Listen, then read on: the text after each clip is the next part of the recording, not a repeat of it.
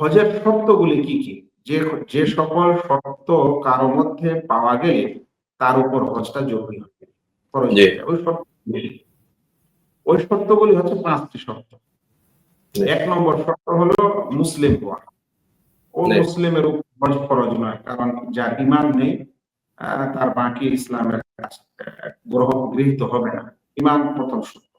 তো প্রথম জি শর্ত হলো মুসলিম হওয়া। দ্বিতীয় শর্ত হলো জ্ঞান সম্পন্ন ব্যক্তিত্ব হওয়া। জ্ঞান সম্পন্ন বলতে বোঝায় যে মানুষ ধরেন যে পাগল বা যে মানুষের হুঁশ জ্ঞান থাকে না, জি এরকম ব্যক্তির উপর হজ জরুরি না। তৃতীয় নম্বর হলো বালেগ হওয়া, সাবালক জি হওয়া, সেটা জি ছেলে হোক বা মেয়ে হোক।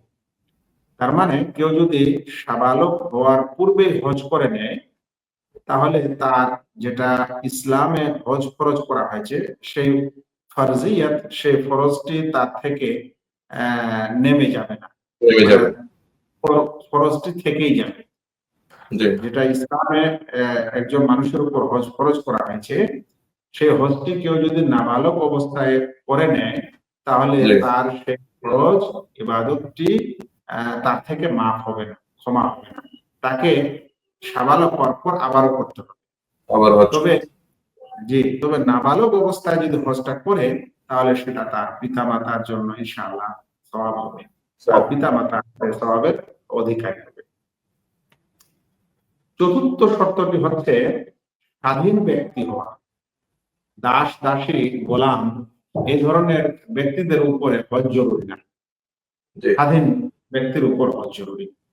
আর পঞ্চম শর্ত, যেটি বিশেষ শর্ত, যেটার কথা একটু পূর্বে আলোচনা অবশ্য হয়েছে, সেটি হলো জি সামর্থ্যবান। জি সামর্থ্য থাকা, শারীরিকভাবে, আর্থিকভাবে তার সামর্থ্য থাকা, তাহলে সেই সকল ব্যক্তির উপর হজ ফরজ হয়ে যায়, হজ জরুরি হয়ে যায়। আর যদি কারো উপর হজ জরুরি হয়, তাহলে সে যেন আর ঢিলামি না করে, অবহেলা জি না করে। কারণ আল্লাহ তাকে পৃথিবীতে কতদিন জীবিত রাখবেন, কখন তার মৃত্যু আসবে কেউ জানে না। সেজন্য যদি তার মধ্যে এই 5টি শর্ত পাওয়া যাচ্ছে, তাহলে সে যেন যত শিগগির পারে সে যেন হজ করে।